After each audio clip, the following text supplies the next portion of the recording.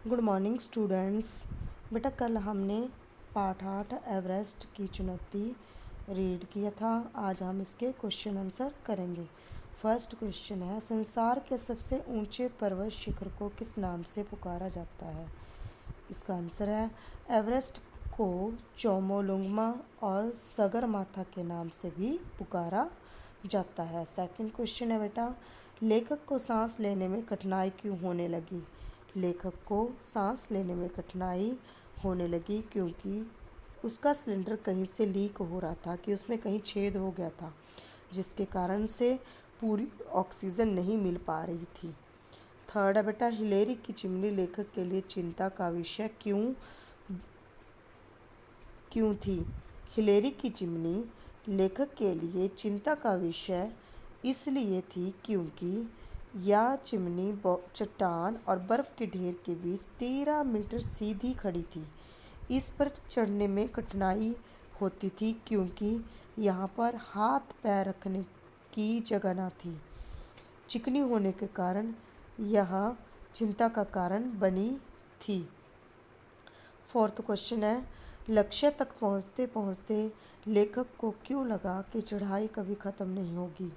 लक्ष्य तक पहुँचते पहुँचते लेखक को लगा कि चढ़ाई कभी ख़त्म नहीं होगी क्योंकि लेखक दल द्वारा पहाड़ी का टुकड़ा पार होने का नाम ही नहीं ले रहा था। उनका संघर्ष, जो उनकी कठिनाइयाँ थी, और बढ़ती जा रही थी। इसके अलावा सांस लेने में भी उन्हें परेशानी हो रही थी और हर कदम उनको थका देने वाला होता जा रहा था। फिफ्थ क्वेश्चन है बेटा, एवरेस्ट शिखर पर चढ़कर उन्होंने क्या क्या देखा? एवरेस्ट शिखर पर पहुंचकर उन्होंने उत्तर में तिब्बत का पठार और दक्षिण की ओर भारत का मैदान देखा। कुछ दूर पर उन्हें चमकता थ्यांग बोचे मठ दिखाई दिया, जो सवेरे की धुंध में तैरता हुआ दिख रहा था। सिक्स्थ क्वेश्चन है, अनेक कठिनाइयों का सामना करने के बाद एवरेस्ट शिखर पर पहुंचकर लेखक और उसके साथियों ने क्या किया? अनेक कठिनाइयों का सामना करने के बाद एवरेस्ट शिखर पर पहुंचकर लेखक और उसके साथियों ने एक दूसरे की पीठ थपथपाई, एक दूसरे को शाबाशी दी। उन्होंने आसपास देखकर भगवान को धन्यवाद दिया। रावत ने झुककर शिखर पर दुर्गा की मूर्ति रखकर धूप जलाई। लेखक ने गुरु नानक का एक फ़ोटो और माला रखी। फूद और जी ने चांदी का लॉकेट रखा जिसमें दलाई लामा का फ़ोटो लगा था।